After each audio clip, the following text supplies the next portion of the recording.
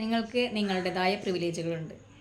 നിങ്ങളൊരു പുരുഷനാണെങ്കിൽ നിങ്ങൾക്ക് ആർത്തവത്തിൻ്റെയോ ഗർഭധാരണത്തിൻ്റെയോ പീഡനത്തിൻ്റെയോ വേദന സഹിക്കേണ്ടതായി വരുന്നില്ല. നിങ്ങളൊരു സ്ത്രീയാണെങ്കിൽ നിങ്ങൾക്ക് വിവാഹത്തിന് മുന്നേ ഒരു വരുമാനമാർഗ്ഗം വേണം, നല്ലൊരു ജോലി വേണം എന്നുള്ള സമൂഹത്തിൻ്റെ സമ്മർദ്ദം നേരിടേണ്ടതായിട്ട് വരുന്നില്ല.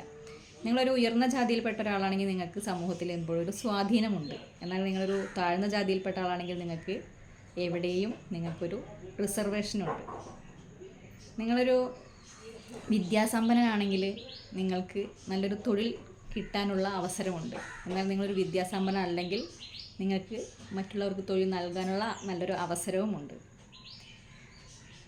നിങ്ങളിപ്പോൾ ജീവിക്കുന്നത് ഒരു ജനാധിപത്യ രാജ്യത്താണെങ്കിൽ നിങ്ങൾക്ക് പരസ്യമായി ചാട്ടവാറടിയെ ഭയപ്പെടാതെ പ്രധാനമന്ത്രിയെയോ മുഖ്യമന്ത്രിയൊക്കെ ട്രോളാനുള്ള അവകാശമുണ്ട്. നിങ്ങളങ്ങനെ ജനാധിപത്യ രാജ്യത്തല്ല, ഒരു ഗൾഫ് രാജ്യത്താണ് നിങ്ങളങ്ങനെയൊക്കെ ചെയ്യുന്നതെങ്കിൽ നിങ്ങൾക്ക് അതിനുള്ള അവകാശങ്ങളൊന്നും ഇല്ല.